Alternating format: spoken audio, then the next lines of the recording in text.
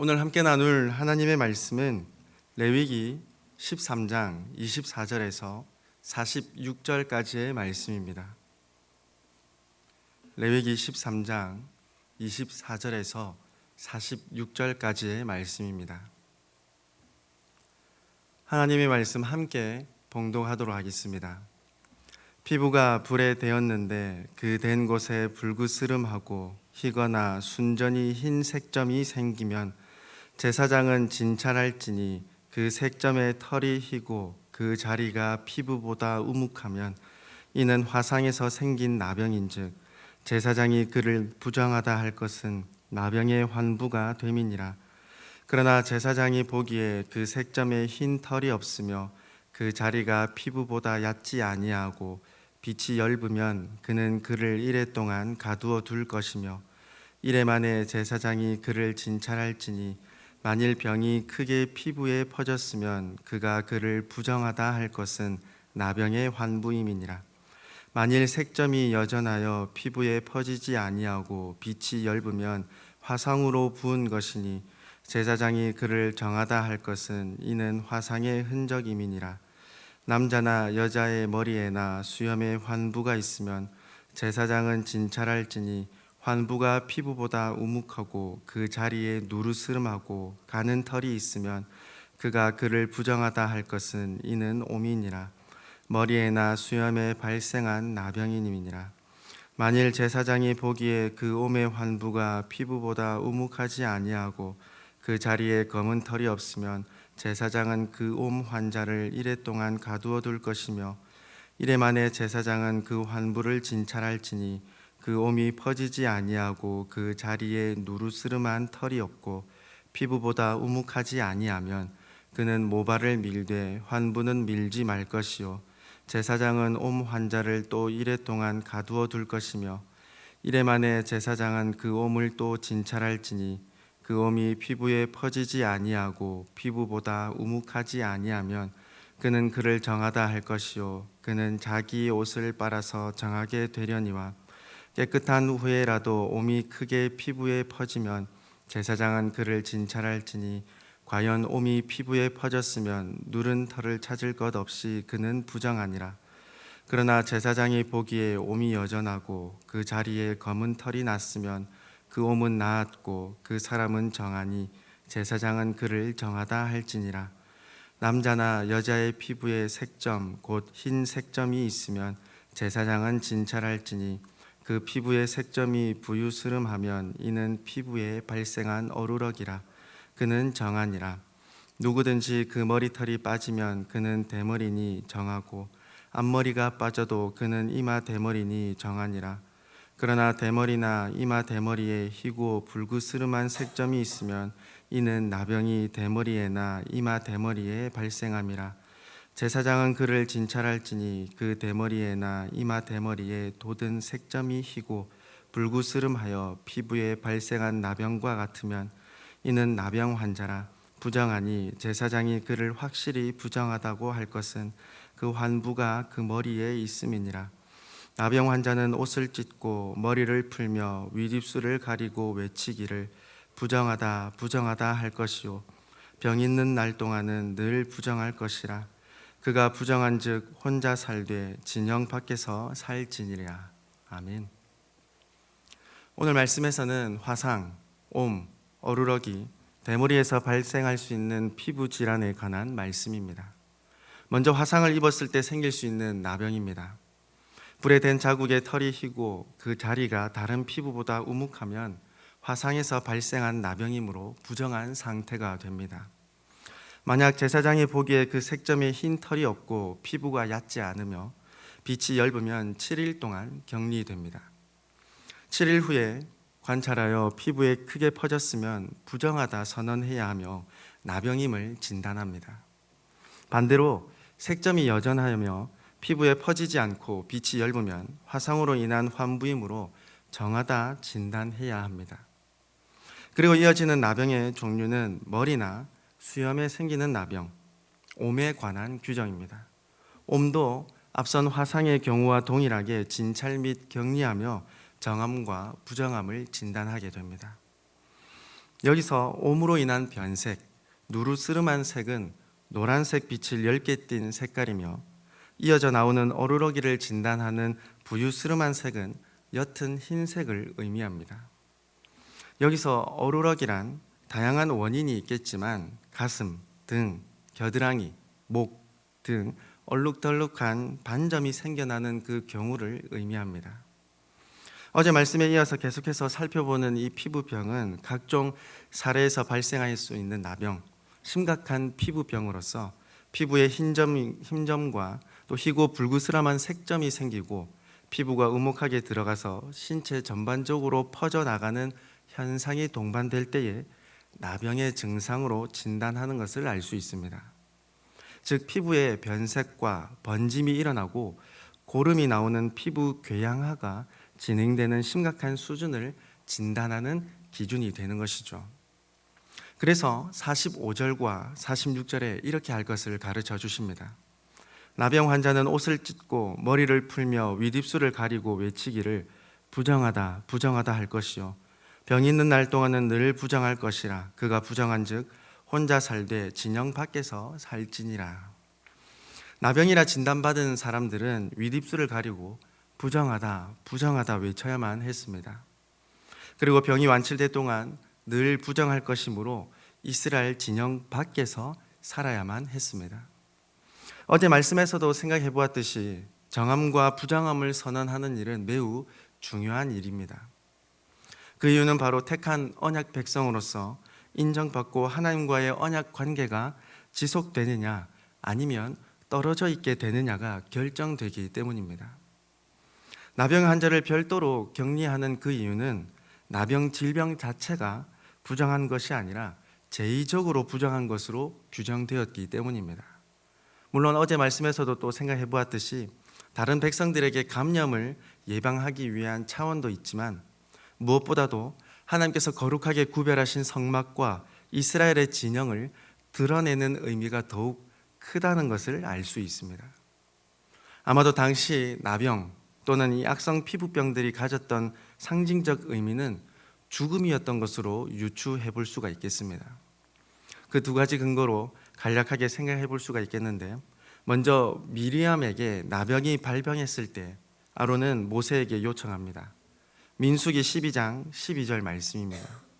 그가 살이 반이나 썩어 모태로부터 죽어서 나온 자 같이 되지 않게 하소서.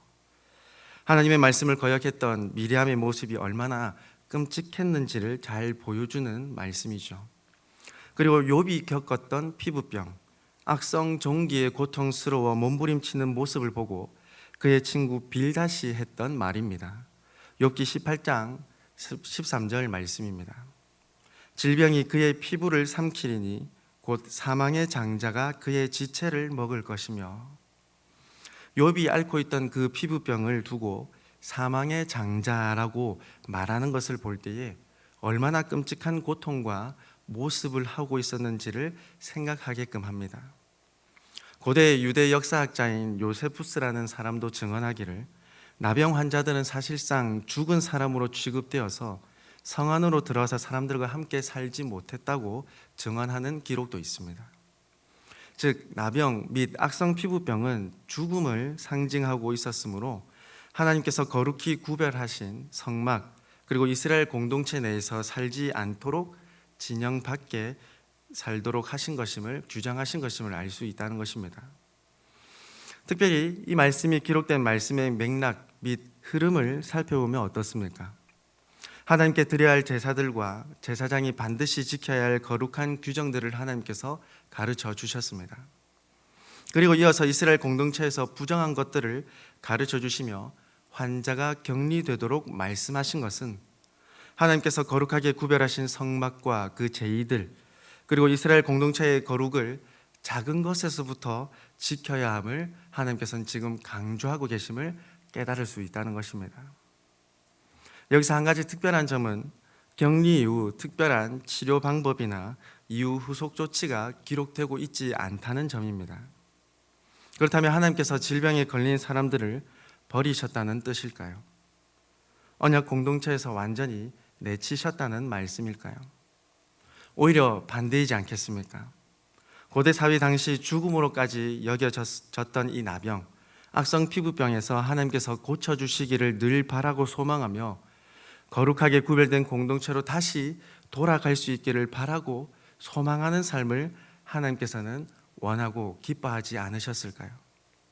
질병의 고통과 슬픔을 겪는 당사자와 가족들의 아픔을 이루 말할 수 없겠지만, 하나님의 거룩을 접하지 못하는 아픔을 이루 말할 수 없지만, 장차 하나님께서 회복시켜 주실 것을 바라고 소망하는 삶을 하나님께서는 원하시고, 또한 그들에게 하나님께서는 늘 은혜를 베풀어 주고 계시며 또한 은혜를 베풀어 주시기를 원하신다는 것을 우리는 신약 성경 말씀을 통해서 발견할 수가 있겠습니다. 대표적인 사례로 누가복음 17장 11절에서 19절의 말씀을 살펴볼 수 있겠습니다. 사마리아와 갈릴리 사이의 한 마을에서 10명의 나병 환자를 예수님께서 고쳐주셨죠. 예수님께서 말씀하셨습니다. 가서 제사장들에게 너희 몸을 보이라. 예수님께서도 기록된 이 레위기 말씀을 분명히 기억하셨고 이 규례를 따라 예수님께서는 명령하셨던 것입니다. 나병 환자들의 부정한 상태임을 알고 계셨다는 것이죠. 그러나 어떻습니까? 제사장에게 진단받으러 가는 도중에 완전한 고침을 받았습니다. 참 하나님이신 예수님께서 고쳐주신 것이죠. 만약 하나님께서 언약 공동체로부터 격리된 이 사람들을 완전히 내치셨다면, 전혀 긍휼한 마음을 가지고 계시지 않으셨다면 이 사람들의 부르짖음에 응답하지도 않으셨고 고쳐주시지도 않으셨겠죠. 그러나 예수님께서는 그들을 긍휼히 여겨주시며 그들을 온전하게 고쳐주셨습니다. 즉 하나님께서는 격리된 자들에게도 자비와 긍휼을 끊지 않으셨으며 오히려 더욱 하나님을 찾고 구할 것을 원하셨다는 것을 알 수 있는 부분일 수 있습니다. 사랑하는 우리 성도 여러분, 오늘 레위기 말씀을 나누면서 드는 의문이 생길 수도 있겠습니다. 우리가 무서운 질병에 걸리지 않도록 계속해서 지켜주시고 보호해 주시면 좋지 않을까? 물론 이 땅의 모든 아픔과 고통과 질병이 있게 된 가장 큰 이유는 인간의 죄악 때문입니다. 죄로 인한 타락으로 이 땅에 아픔과 고통과 질병이 시작되었죠. 그러나 그렇다고 해서 우리가 겪는 질병 또는 아픔이, 고통이 무조건 죄에 대한 하나님의 심판이라는 것은 아닙니다.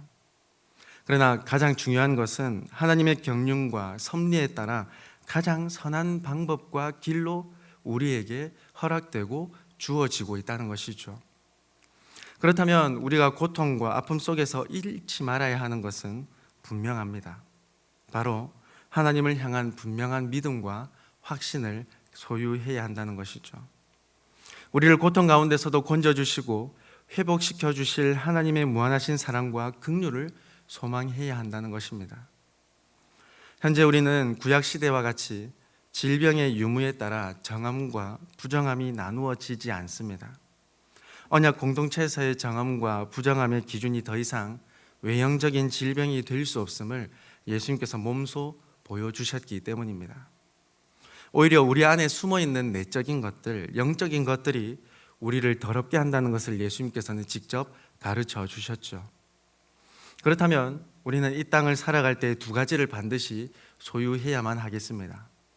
첫째, 무한한 사랑과 긍휼을 베푸시는 하나님을 확신하는 믿음을 우리는 소유해야만 합니다. 어떤 상황 속에서도 흔들리지 않는 담대한 믿음이죠. 그리고 둘째로 이 담대한 믿음을 바탕으로 우리 속에 있는 부정한 것들을 구별하고 격리시키는 분별력을 소유해야만 합니다. 즉 거룩한 삶을 소망해야 하며 거룩한 생활을 이어가는 모습입니다. 하나님의 말씀에 비추어 하나님께서 원하시지 않는 모습이 있다면 반드시 제거하고 멀리해야만 한다는 것입니다.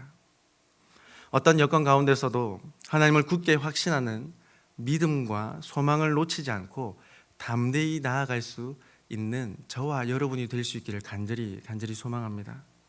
하나님께서 반드시 선한 길로 인도하신다는 그 확신, 하나님께서 반드시 기도에 응답하신다는 그 확신, 하나님께서 반드시 우리를 회복시켜 주시고 고쳐 주실 것이라는 그 확신을 가지고 항상 하나님 앞에 기도하며 간구할 수 있는, 하나님께서 우리와 늘 동행하실 것이라는 그 확신을 가지고 살아가는 저와 여러분이 될 수 있기를 소망합니다.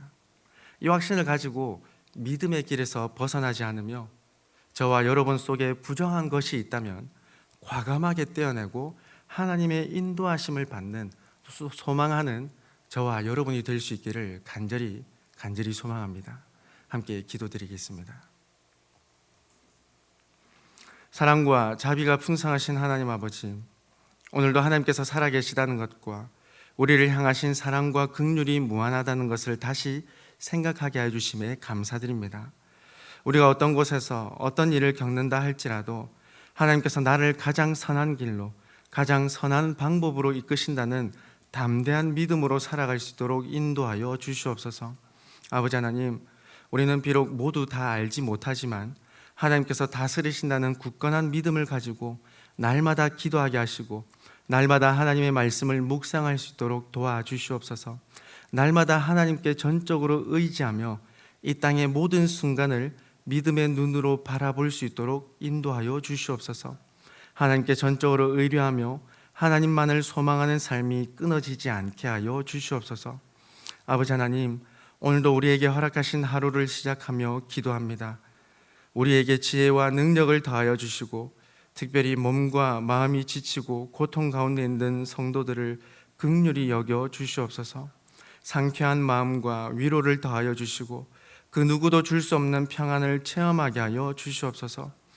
또한 하나님의 전능하신 능력으로 회복되며 치유되는 놀라운 은혜를 오늘도 경험하게 하여 주시옵소서.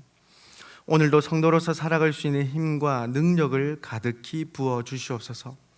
우리의 모든 생명과 모든 시간의 주인이 되시는 하나님 앞에 감사드리오며 우리의 생명과 부활이 되시는 예수님의 이름으로 기도드리옵나이다.